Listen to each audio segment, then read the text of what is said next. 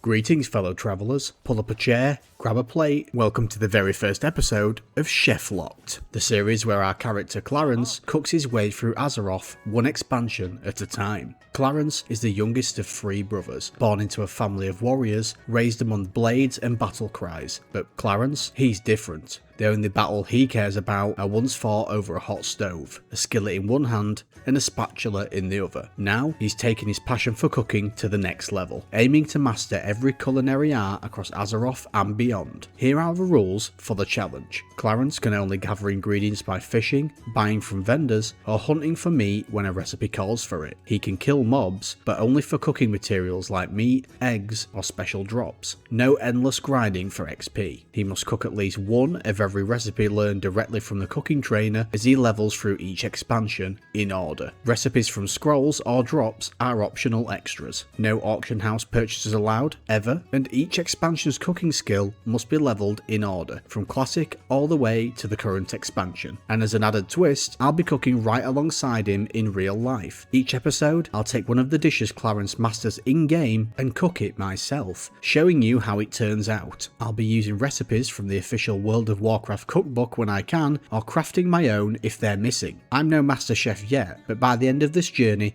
maybe I'll be as good as Clarence. So, sharpen your knives, heat up your ovens, and let's get cooking. Clarence begins his journey in Northshire, the quiet heart of Elwyn Forest. After chatting with a few locals, he hears that the chef at a local tavern in Goldshire, a man named Thomas, might be able to teach him the basics, the first steps on his culinary path. With nothing but the clothes on his back and a few coins in his pocket, Clarence sets off down the southern road towards Goldshire, eager to learn the art of cooking and begin his journey as a true chef of Azeroth. Arriving at the tavern, we take in the sights and sounds around us. The smell of ale hits right away, but it's the aroma drifting from the kitchen that Clarence is drawn to. Following it to the back, we find Thomas exactly where the locals said he'd be. We toss him a few copper for his time, and with a knowing nod, he teaches us the first recipes of our culinary journey. Roasted boar meat, charred wolf meat, herb-baked eggs, and spiced bread. Crude, sure, but every master starts with the basics. And honestly, herb-baked eggs with a slice of spiced bread doesn't sound like a bad breakfast in my opinion. Since we need to cook at least one of every recipe, we need a way to track progress. Enter Clarence's cooking journal. Every time we learn a recipe, it gets added to the book, and every time we cook a dish, it gets marked off as being completed. When this happens, this sound plays along with this symbol that appears on the screen. That means the journal is updated. We'll check in a few times per episode to keep track of our progress and recap at the end of each episode. We'll also be using the in-game track recipe function so we always know what ingredients we're looking for. You'll see this displayed on the right side of the screen throughout the run. With all that out of the way, let's get cooking. We start by hunting down some nearby mangy wolves to kick off the journey, roasting up our first dish over a simple campfire, charred wolf meat. And just like that, our very first recipe is completed. Next, we swing by the general goods vendor for flour and mild spices, and bake ourselves a warm loaf of spiced bread. That's 2 recipes down already. That leaves just 2 ingredients left on our early shopping list: small eggs and boar meat. Time to head out and gather what we need. Knowing there are plenty of boars roaming Elwyn, we head to one of the nearby farms to track them down. It doesn't take long before we've gathered a couple of hearty cuts of boar meat. Another recipe checked off the list with ease. With only small eggs left on our early shopping list, it's time to head west into Westfall. Once we cross the border, we quickly track down the local flesh rippers and politely borrow their eggs. And it's easy to see why Westfall was once called the breadbasket of Stormwind, not just for its sweeping fields of grain, but for the sheer abundance of wildlife ready for any hungry chef willing to do a little foraging. With our first batch of recipes completed, it's time to pick up a few more. We bump our cooking skill up to 10 using some leftover ingredients, and just like that, we unlock the kalderai, spider kebabs, and spiced wolf meat. And look, let's be honest, I think it's safe to say I will not be cooking the kebabs in real life at the end of this episode. I am not bringing spider into my kitchen. My girlfriend would actually kill me. Speaking of spiders, it's time for Clarence's first trip to Redridge. Word is, the local tarantula legs are exquisite, so we hunt down a few 8-legged freaks and collect what we can before heading back to Elwyn to gather more wolf meat for our spiced wolf meat recipe. Now, while we're travelling, you might be wondering, Firebeard, what are you actually doing with your life? Why this challenge? Honestly, I just want to do something different. I've seen plenty of profession challenges here on YouTube, but not much focused on cooking, and since I've been trying to cook more from scratch in real life recently, I figured why not combine the two? Will it be worth it? No idea. Will YouTube launch this video into the nether the second I hit publish? Possibly. But hey, we're here for a wholesome journey and we've still got plenty of cooking to do. On our way towards Goldshire,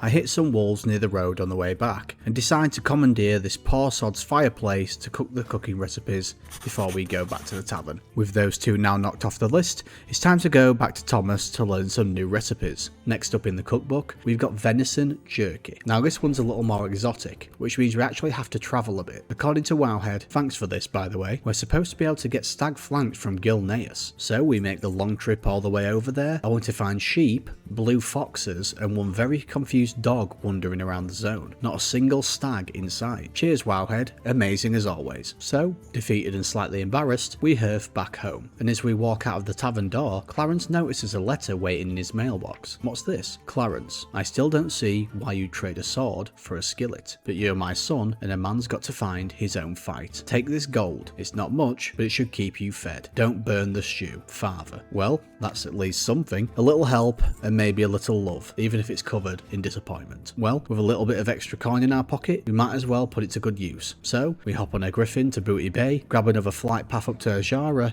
and finally go after the stag flanks we actually need. A little grinding later, we've got ourselves a respectable stack of fresh venison. We throw it over this lovely little campfire on a log, cooking up a bunch of venison jerky. And with that done, it's time to head back to an actual kitchen to see what recipe we can pick up next. Speaking to Thomas again, we've now got 3 new recipes on the menu: boiled clams, coyote steak, and a fillet of frenzy. So let's get cracking. For the clams and the coyote meat, we're heading straight back to Westfall. Down on the shoreline, we get to work thinning out the local murloc population in search of their precious clams. One murloc tried culling later, we head inland to gather the coyote steaks we need. What felt like hundreds of chipped claws later, we finally have our steaks. Now, all we're missing is some soft frenzy flesh. These fish are native to the lake between Silver Pine Forest and the Hillsbrad foothills, so it looks like it's time to take another trip up north and finish collecting our ingredients for this batch. Diving into the lake, we start picking off some lake frenzies. The drop rate on these is actually pretty solid, so after a bit of farming, we've got a nice little stockpile of fish in our bags. With that done, we hurf back home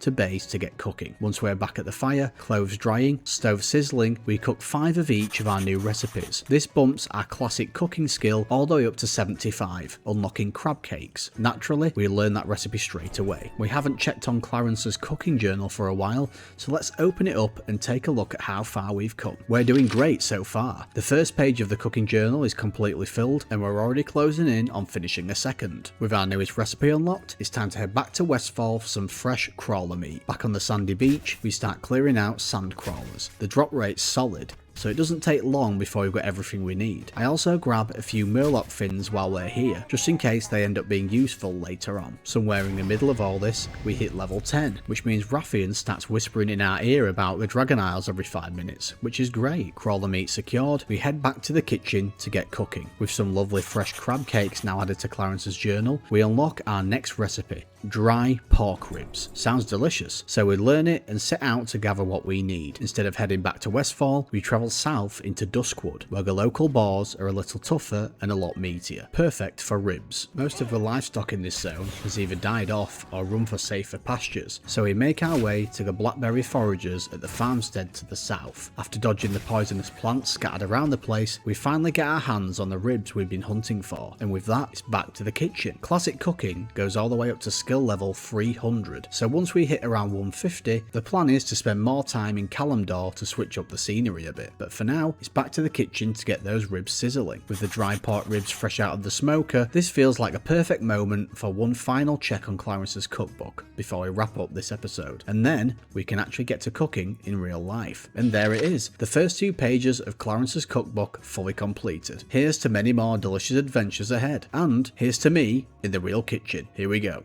Welcome to my kitchen. After flipping through the official World of Warcraft cookbook, I've landed on herb-baked eggs, one of the very first recipes we made in-game this episode. And honestly, it's breakfast time right now, so this feels pretty perfect. Before we start prepping, here's everything we need for this dish. A pinch of fresh thyme, rosemary and parsley, 1 tablespoon of grated Parmesan cheese, a pinch of salt and pepper, 4 eggs, 2 tablespoons of heavy cream, 1 tablespoon of unsalted butter, and finally, some toasted bread, sliced up and ready for dipping. With our ingredients ready to go, let's get this started. First up, we preheat the oven. While that warms up, we'll prep our herbs. We grab the parsley, thyme and rosemary and gently strip the leaves from the stems, making sure none of the stalks sneak in, since those can make the dish taste a little bit bitter. Once everything's cleaned up, it's time to chop. My knife skills aren't exactly Michelin tier, but hey, we get the job done eventually. The herbs go into a small bowl, along with some grated Parmesan, even though I don't have it grated because I couldn't find a block, so I just break it with my hands for now, a pinch of salt, and some black pepper. Next, we crack our eggs into separate bowls to get them ready. Now, here's where I'm going to deviate very slightly from the cookbook. It recommends splitting the mixture into 2 ramekins, but I don't have any of that size, so after dividing everything, I'm just going to pour the whole mixture into one larger dish. Azeroffian problems require Azeroffian solutions. Now, we add the cream and the butter to the eggs and stir them together slightly. Pour everything into our dish and slide it into the oven. While the eggs begin to bake, let's slice up some sourdough and get it toasting. This will be perfect for dipping once the herb baked eggs are finished. With the toast in, I sprinkle our herbs, salt, pepper and Parmesan over the eggs, giving the mixture a quick mix to make sure everything's evenly spread out. Once that's done, the dish goes right back into the oven. Now I've got a few minutes, perfect for a quick clean up. And while I'm washing up, I want to ask you something. What recipe should I cook in the next episode? If you already know what dishes are coming up later in the cookbook, let me know which one you want to see me tackle next. I'm genuinely curious what you all would pick. A couple of minutes later, I check on the eggs, and they're just about ready. After giving them a gentle stir, it's time to plate and serve. I transfer everything into a bowl and add our toasted sourdough on the side. Now, here's my honest review. I think these would have turned out a little better if I had the proper size ramekins, like the recipe suggests. But even baked in a single larger dish, this is really tasty. A super cozy, simple breakfast. I'd absolutely make this again, and I'd love to know if any of you end up cooking it yourselves at home. I probably should have added a pinch more salt, but overall, it's a solid 7 out of 10. I would recommend. So, with my belly full now, that's the wrap on the first episode of the Cheflocked challenge. Thank you so much for watching. I hope you enjoyed coming along for the first leg of this journey. If you don't want to miss future episodes, please consider subbing to the channel and liking the video. It really does help me out. This has been Firebeard, signing off and hanging up my chef's hat, and I'll see you in the next one.